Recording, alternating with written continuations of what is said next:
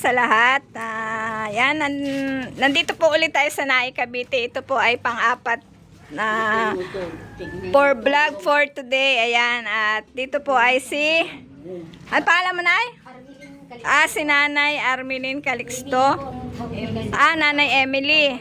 Si Nanay Emily. Ayan, pamali-mali na si Nanay Emily. Ilan taong ka na, Nay? 53 na po ako ngayong December. 53 na siya. Siya po ay umakit sa live ni Sir Willie Pat at humihingi muna siya ng tulong pinansyal, pangkain-kain, ganyan. At yun nga po ay stroke daw po yung kanyang asawa. Ayan, ilang taon na ito? Opo, 43 na po siya ngayon. Nung na-stroke ko June 3, 2023. So isang taon na. Taon pa lang po. Anong ikinabubuhay nyo? Ano po, kapag may nagpalabada po, kaya pagka may oras po na wala pa akong pinapagawa sa akin, nagpupulot po ako ng mga kalakad. Nangangalakal din. Nagpapasaan din po ako, inatang nung wala na akong tela. Ito yung anak mo. Opo, dalawa po. Nag-aaral naman sila. Opo kayo. Nag-aaral kaya? Opo, nag-aaral Anong po. grade mo, kuya? Grade 10, ikaw? Grade 7 po. Ayan, kahit hirap ng buhay, huwag kayong hihinto. Kasi, ang may papamana lang ng magulang nyo, kayo ay makatapos ng pag-aaral. Kahit kayo ay makagraduate ng grade 12, at least may makukuha kayo. Magandang trabaho, 'di ba? Ayan. Payo ko sa iyo, mag-aral kayo mabuti kahit meron nga hindi kumakain sa school no? Ayan, gawin yung inspirasyon yung mga ganong bata. Ayan. At ito nga po si Kuya. Ayan, Kuya, magandang umaga. Ito po yung asawa ni Ate Emily. Ayan, at yun nga, isang patient stroke. Bata pa, ano? Ano po, 43 lang po siya ng February po. Bakit na-stroke? Anong dahilan? Sa init po siguro, di ba sa construction po siya nagtatrabaho. Ay, ano niyan? Ano ni Kuya? Po, talaga, hindi siya makaano po, pinagtyagaan ko na lang po, hindi ko nga po siya naipagamot po. Kasi wala ho talaga kami. Hindi talaga na yung ganito? Hindi daw po. Siguro yan, sobrang trabaho mo. Ano, Kuya? Tapos, bata pa. Bata pa, sir? Opo, ma'am. Kiss, 43. matanda pa pala kami sa inyo. Oo. Ako, Nakakatayo ka naman, nakakalakad-lakad ka. Kaya nga ho, talagang bihira po siyang tumayo. dapat yung minamasahe mo rin siya. Oo. Pag napapagod na rin po ako sa paghahanap buhay sa araw-araw po, para lang po makakapasok nga po yung mga bata. Oo. May mga baon na Naglalakad lang ba sila galing dito hanggang school? Ano po, pinasasakay ko na rin. Kasi Pag uwi ang lakad. minsan po, naglalakad. Pag kulang na po yung pamasahe. Kasi masarap naman maglakad pag marami, di ba? Malayo po, no? Ayun pala si Kuya. Kuya, anong pangalan mo? Alfredo Magando po. Hindi siya Ano po talaga siya? Ulong po dito. hindi siya nakakasalita si Kuya Alfredo. Kasi minsan, pag stroke kasi naapektuhan yung dila, May opo. May ganun. tempo na naman kapag ano po siya. Kaya lang may tempo na sabi niya. Sabi ko na kapag salita kami isang araw, sabi naman po niya, ganun po siya. Yung ganun lang po lumalabas. Wala pong letra. Hindi, ganunin mo rin yung niya. Kasi kahit ipisil-pisilin mo lang din para umano yung mga ugat. Yung mga, Kaya po siya, ano na po, kaya tuwan-tuwa ako nung nakaano siya. So, di na, ganun na lang po talaga.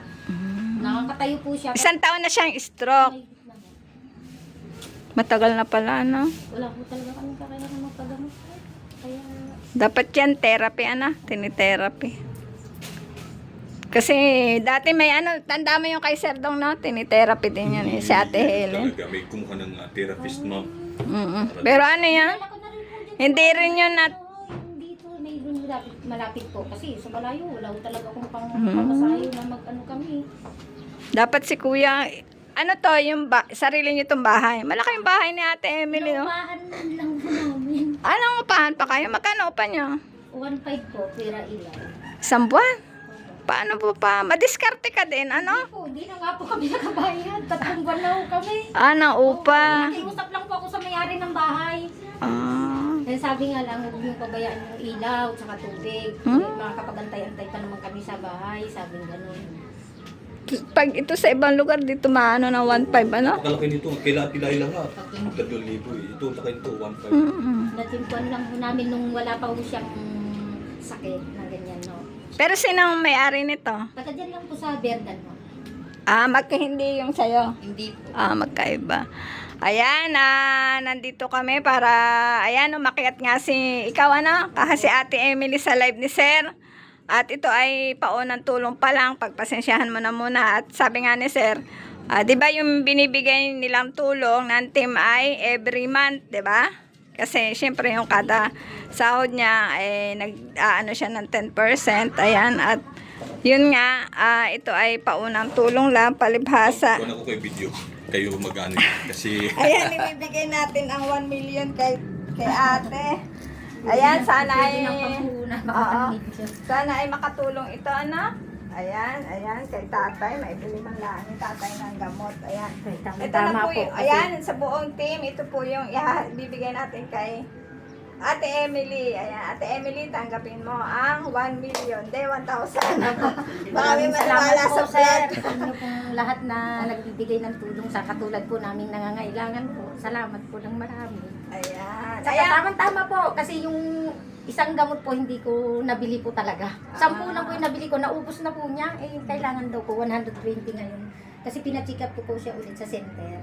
Dito po sa 120 pieces. 10 lang po yung nabili ko, na-stop siya ulit ng 1 linggo. Sa pag-inom ng gamot. Ayan, may pambili ka na. Salamat po ng marami, sir. Oo, ayan. Okay, pasalamat ka na. Salamat po ng marami sa inyo po. Sa bumubuo po ng inyong sa inyo po lahat na Kay Sir Ruel Lipat, ma'am. Kay Ma'am Sir Percy Ruel Lipat Official po. Channel, kay Ma'am Luz Lipat. Sa asawa, Ma'am Lo, salamat po. Kahit na napakabilis po ng inyong pag-response sa aking kahilingan po. God bless po sa inyo. Sana'y marami po kayong matulungan. Kaya marami rin salamat sa iyo sa pag-welcome mo. Napakainit ang pag-welcome sa amin ni Ate Emily. Ayan. Arbilin po ang pangalan ko. Kaya lang Emily po Ayan. nila ko. Sana sa mga pupuntahan namin na mga bahay, yung para bang mainit din yung pag-welcome sa amin. Kasi may na-experience na ako hinatidan ng tulong. Para bang parang hindi kami na-appreciate Napakaswerte ba? nga po ninyo po. Napakaswerte ko po dahil nung umakyat po ako sa inyo, may blessing na dumating po, na pina-extra po ako ngayon sa isdaan kaya sabi ko napakaswerte.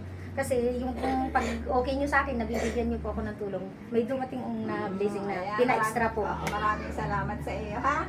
At Salamat po sa inyo po. Yun lang, hiling namin sa mga pinapadalhan. Hinahatidan namin ng tulong. Kami po ay tanggapin ng napakainit. Kasi isipin nyo, may napuntahan kami, hindi parang ramdam ko na hindi kami accepted, pero naghatid kami ng tulong. Sa layo ng binahe namin, ayan. From Batangas pa kami. Tunaik. O, di ba? Layo na.